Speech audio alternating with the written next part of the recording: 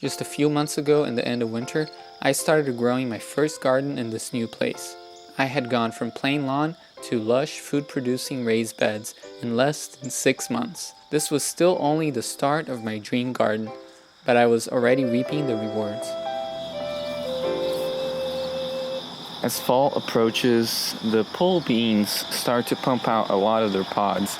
Now, I've noticed one thing about these beans is that they don't seem to be the perfect type to eat as string beans when they're tender.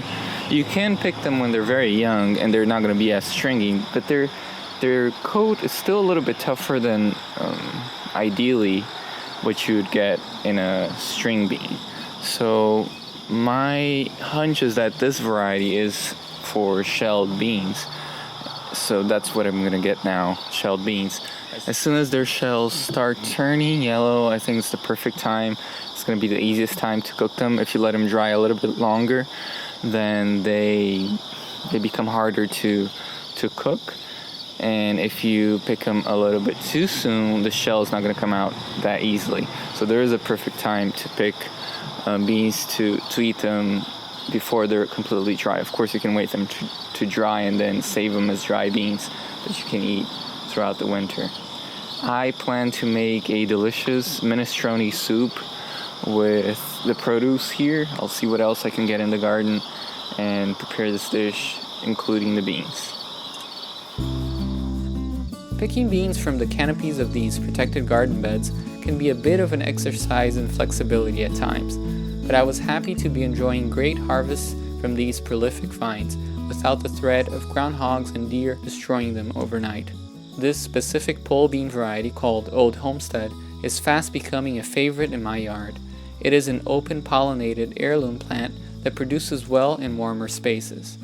I had planted them from seeds sown directly on the ground, and just by keeping these raised beds always covered by a healthy layer of grass clippings, the plants had grown to display beautiful, healthy, large, deep green leaves with plenty of blooms. I loved the way that they had taken over the roof structures of these protected raised beds, tying the design together. With a bowl full of ripe bean pods at hand, I went around the other beds to collect other ingredients to add to my soup.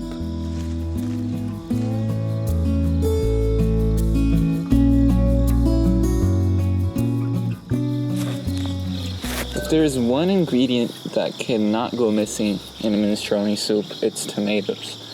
Of course, you can put any vegetable you want in your minestrone, but I feel like without the tomato, it just doesn't have the same flavor profile.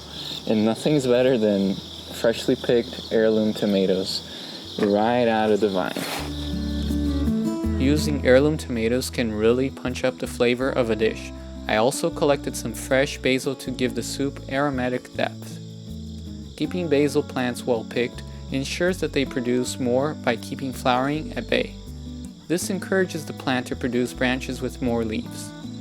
I could hardly believe how much things had grown in the first season in this new garden. Even the wide paths I had created were beginning to be taken over by an ever-growing tomato plant. If winter were not to come as scheduled, the garden would run the risk of being taken over by this gentle behemoth.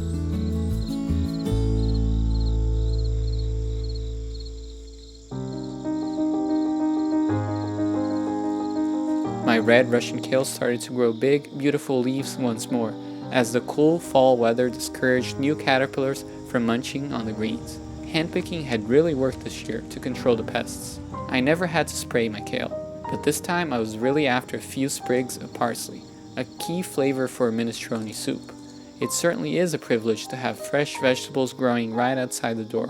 I really wish we lived in a world that provided this opportunity to all who wanted to grow their own food. Back inside, protected from the cool autumn chill, I could transform these simple gifts from the garden into a nourishing and hearty dish packed with bright flavor. When we grow our own ingredients, we learn to give food the value it deserves. We should all be more grateful to those raising our food, toiling against the elements, many times rarely being recognized for their essential role.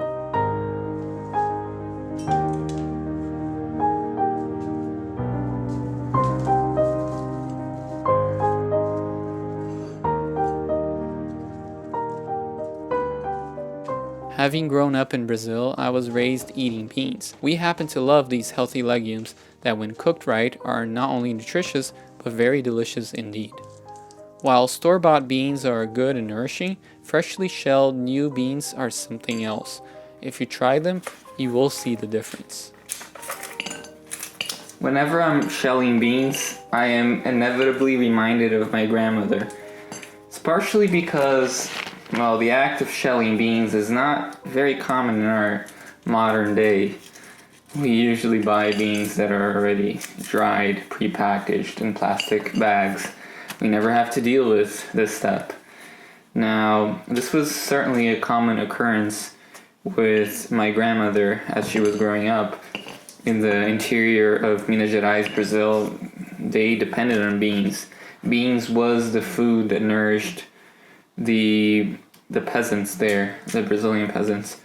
It was the food they had. Sometimes they didn't have rice. All they had was beans and corn, and rice was seen as more of a luxury item.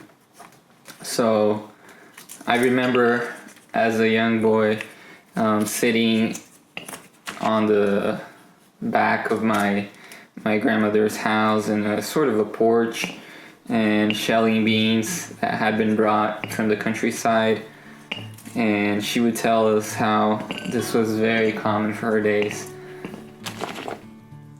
My grandmother had grown up in the countryside but lived most of her life in a small town, where she only had access to a small garden lot to grow more perishable vegetables in. But when she visited family back in the farms, she would often return home with sacks of fresh produce, like beans, corns, or whatever else was in season.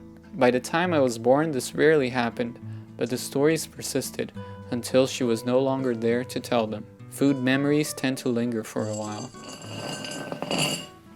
To help cook the beans, I'm gonna get another very Brazilian thing. It's the lowly pressure cooker. And it's one of those things that cannot go missing in a Brazilian kitchen. And the reason why I'm cooking the beans with the pressure cooker is that it's because it's very important to cook beans fully.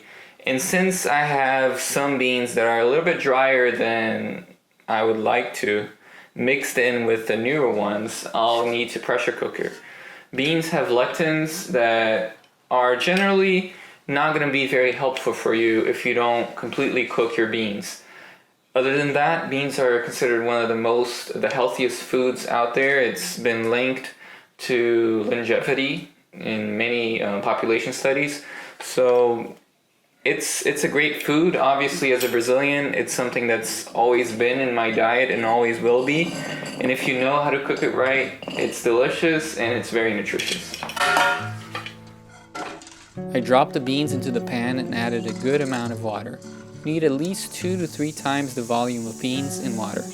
But since I was making a soup, I wanted there to be more of a broth, so I added more water. You should put a bit of oil into your beans to help things not clog up.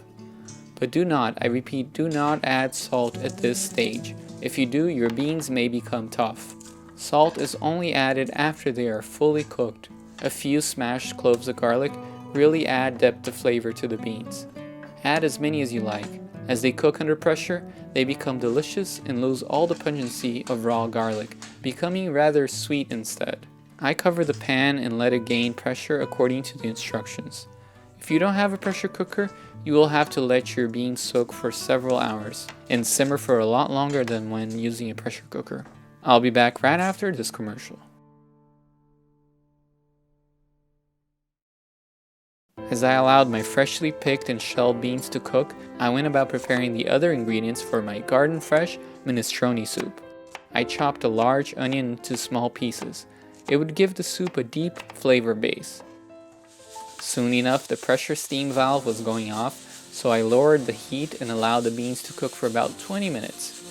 That we inherit, when will we share the fruit of the land? In another pan, I added the chopped onion pieces and reserved. I then got the only tiny butternut squash that had grown in the garden before the vine succumbed prematurely to squash vine borer. I decided to use it in this soup, so I finally chopped its skin and all.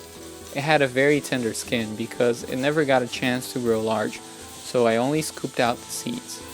We serve as roots to feed each other, leaving our fears to the past. We'll live our dreams. I finally chopped the herbs I had collected earlier and added them into the pan. When will we heal the troubles that we inherit? When will we share the fruit of the land? When the beans had cooked for about 20 minutes, I turned the heat off and allowed the pan to lose its pressure. I added a bit of oil to the chopped vegetables and sautéed them, sprinkling a bit of curry powder to increase dimension. How can we learn to love one another? How can we serve as roots to feed each other? I dropped some pitted Kalamata olives to season the soup. I happen to love rich, dark olives.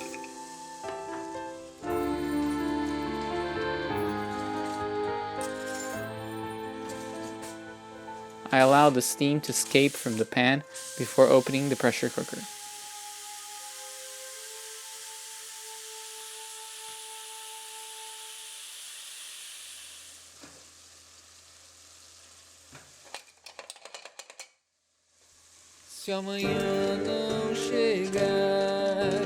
The beans had cooked well and had become very soft and buttery.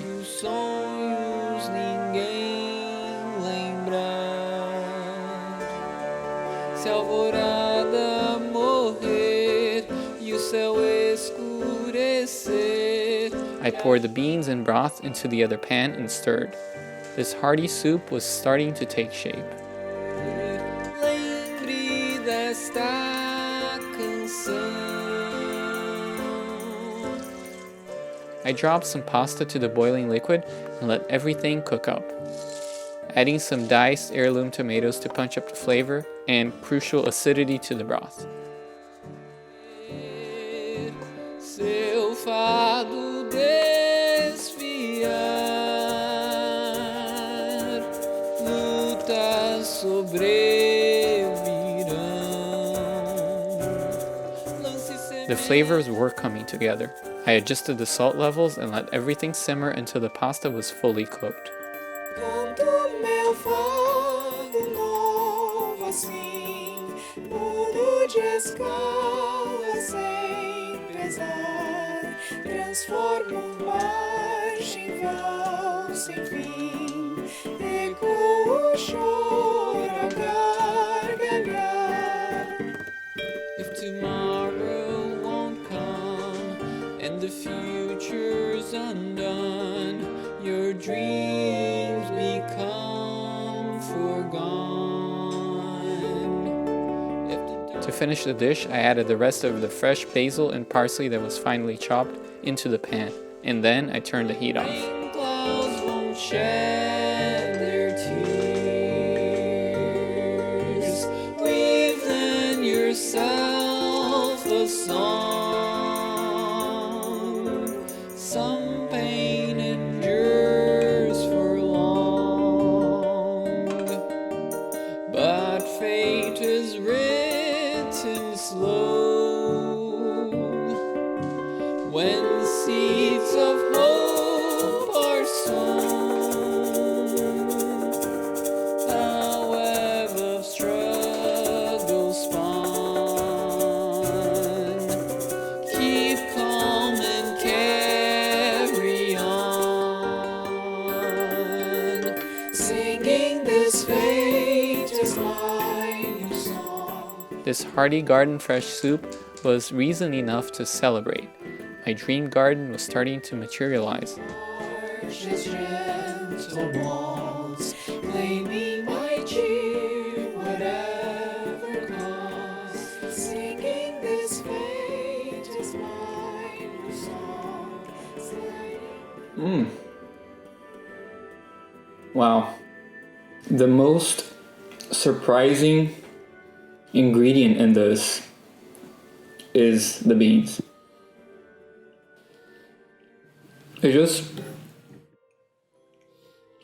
It's hearty and at the same time light. Nature provides us with daily gifts.